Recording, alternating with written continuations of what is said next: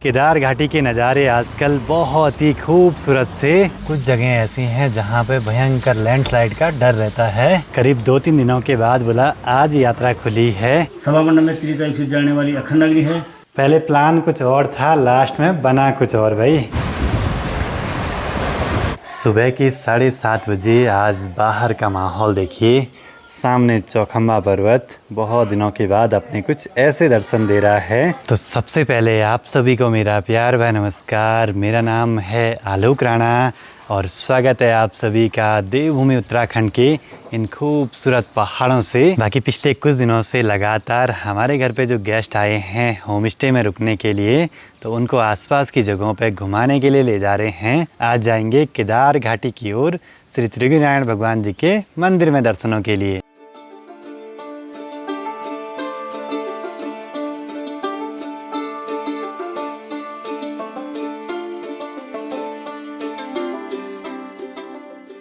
चलो जी, सभी बिल्कुल तैयार हैं आज के आगे के सफ़र के लिए। चलें फिर केदार घाटी में। आज भी हम जाएंगे इस वाली अर्टिगा गाड़ी से। यहाँ मनसुना मार्केट से करीब हमें 62 किलोमीटर की दूरी पे जाना है त्रिजुगीनारायण तक। जितना अभी सुबह के टाइम पे धूप पे तेज चमक लग रही है, लग रहा है शाम को उतनी ही बारिश भी होने वाली है।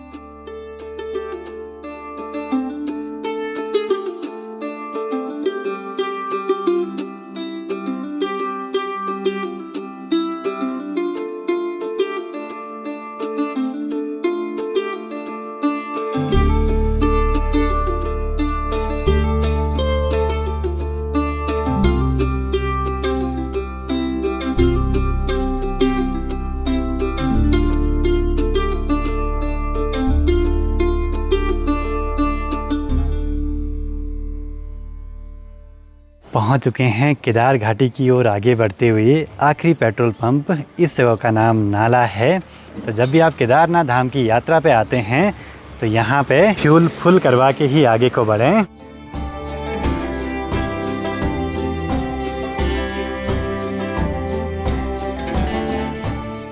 पूरी केदार घाटी के नज़ारे आजकल बहुत ही खूबसूरत से। जहाँ देखो वहाँ सिर्फ झरने ही झरने और माहौल बिल्कुल सुनसान सा। यात्रा बहुत कम चल रही है, बहुत ही कम श्रद्धालु हैं सड़कों पे चल रहे। पूरे रूट पे कुछ जगह ऐसी हैं जहाँ पे भयंकर लैंडस्लाइड का डर रहता है और यहाँ पे भी ऊपर से पूरा मलबा आ रखा है। अभी बड़ासू गांव के पास में रुके हैं और यहाँ से ठीक ऊपर चट्टान पे बहुत सारी जंगली मधुमक्खियों के छत्ते, बहुत ज़्यादा शहद होगा उन पे।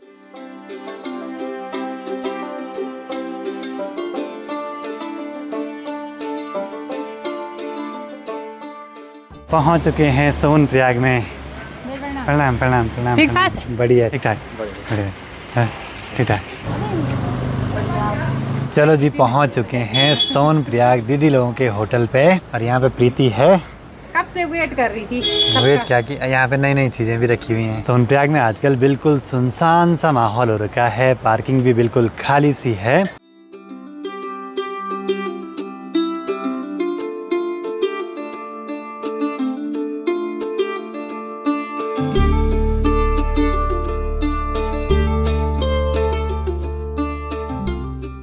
करीब 2-3 दिनों के बाद बोला आज यात्रा खुली है।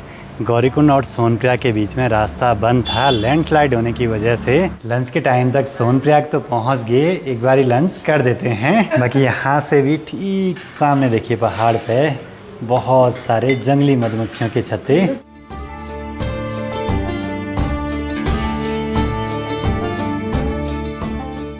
पेट पूजा भी होगी। अब निकल पड़ते हैं त्रिजुगीनारायण की ओर, जो कि है मात्र यहाँ से 12-13 किलोमीटर की दूरी पे।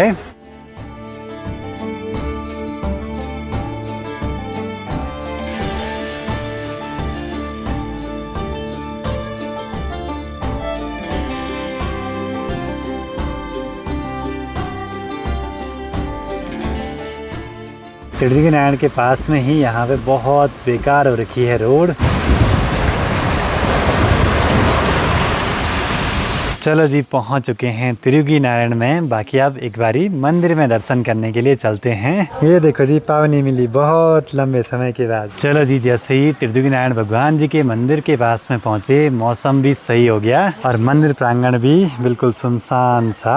एक बारी अब मंदिर में दर्शन करते हैं। मंदिर के पास में पहुंचते ही यहाँ पे एक अद्भुत सी चीज दिखाई दी है, बही खाते, जो कि यहाँ पे रखे हुए हैं और जिनमें यात्रियों का नाम पता वगैरह लिखा रहता है। मतलब कि हमारे कोई पूर्वज आए होंगे कभी यहाँ पे, तो उनका नाम पता यहाँ पे लिखा होगा। विष्णु भगवान का मंदिर है और भगवान शंकर और माता पार्वती का यहाँ पे शादी हुआ था।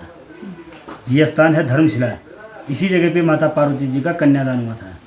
त्रेता युग में राजा हिमालय ने अपनी बेटी को जो है अनेक प्रकार के रत्नों का दान करके दिया था। जैसे आजकल हम लोग देते हैं अपनी बहन बेटी को कन्यादान में, उस समय राजा हिमालय ने उनको अनेक प्रकार के रत्न, सोना, चांदी, हीरा, पन्ना, मोहर, मोती, हाथी घोड़ा दान किए थे।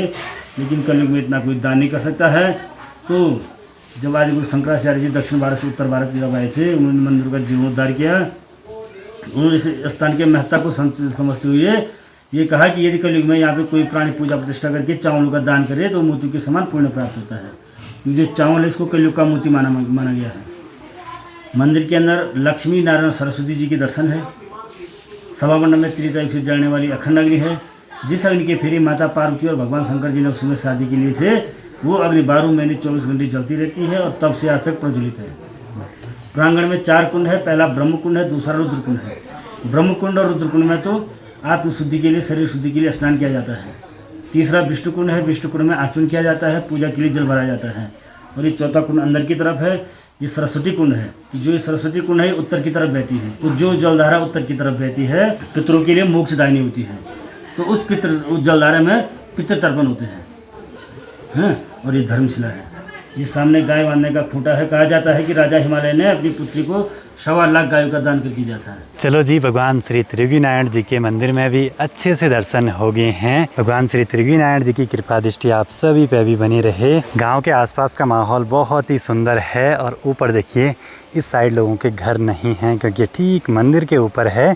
यहाँ सिर्फ गौशाला वाला एरिया, घर मंदिर से दूसरी तरफ है काफ़ी। और ये गांव प्रसिद्ध है यहाँ की राजमा, सेब और खूब सारे पारंपरिक खेती के लिए। और मंदिर के अंदर 3 युगों से अखंड ध्वनि जलती आ रही है। वहाँ से प्रसाद स्वरूप में मिलती है ये विभूति जो अग्निकुंड से निकलती है। और ये बहुत नेगेटिव एनर्जी से या किसी भी बाधा से हमारी रक्षा करती है। हम बहुत मानते हैं इन सब चीज़ों को।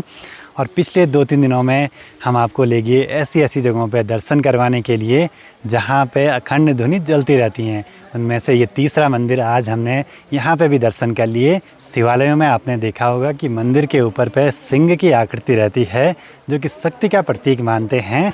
और यहाँ पे है भगवान विष्णु जी के वाहन गरुड़ जी का एक प्रतीक सा। बाकी यहाँ पे एक छोटी बच्ची है पावनी और एक छोटा भाई लगे हैं यहाँ पे बट्टी खेलने पे। यहाँ दुकानों पे कुछ मंदिर के फोटोज़ वगैरह हैं।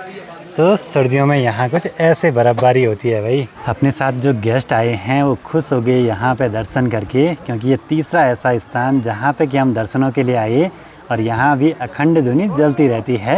एक चीज़ बड़ी गौर करने वाली यहाँ पे मेरे को दिखी है, मंदिर प्रांगण में बहुत सारे प्राचीन मंदिर हैं, लेकिन यहाँ पे जो उत्तराखंड टूरिज्म का ये बोल्ड वाला स्ट्रक्चर बना ना, ये देखिए कुछ ही सालों में टूट गया और लकड़ी उसकी सड़ गई। लेकिन मंदिर देखिए अभी ज्यों का त्यों है। सोचिए पुराने ज़माने में भी कितनी ज़बरदस्त टेक्नोलॉजी थी या कितनी गजब की उनकी कलाकारी थी।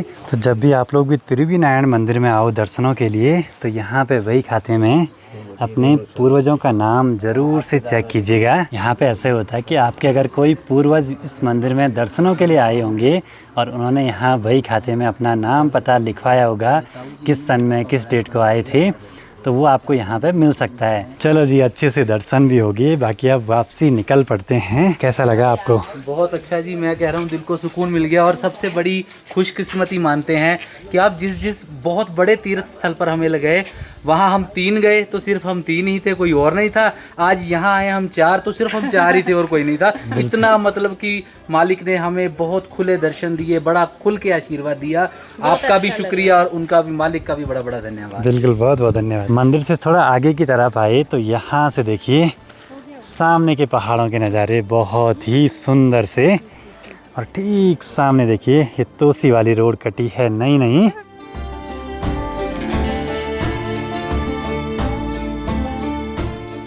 ये है दीदी लोग घास लेके जा रहे हैं गौशाला में। गाय रखी है, भैंस रखी है और बच्चे हैं, लकड़ी लाना है, वहाँ उधर भी जाते हैं जहाँ वो कुयारा नहीं है, जहाँ कोहरा लगे। मतलब पहाड़ों का जीवन आसान नहीं है भाई, बहुत मेहनत करनी पड़ती है यहाँ। बहुत खूबसूरती है यहाँ की, खूबसूरती बड़ी अच्छी है। आप सब लोग बड़े अच्छे हो।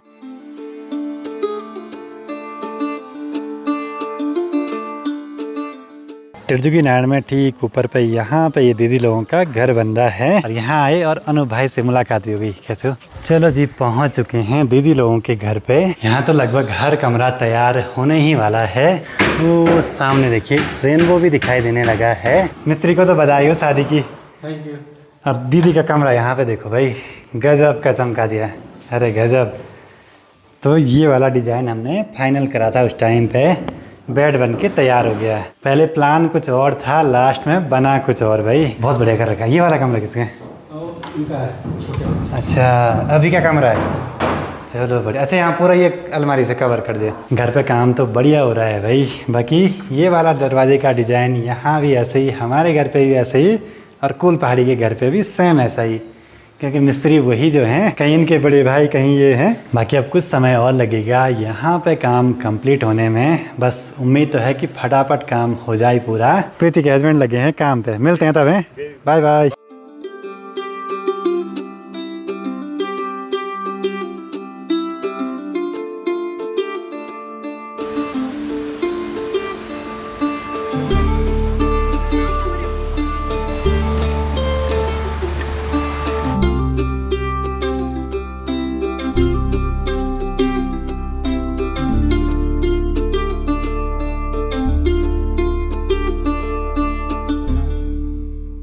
प्रीति ले आई खूब सारा सामान घर के लिए। क्या है इसमें? ये तो दीदी का खाने पीने का सामान है, डाइटिंग वाला। हाँ। ये मेरे घर का सामान है, ठीक है।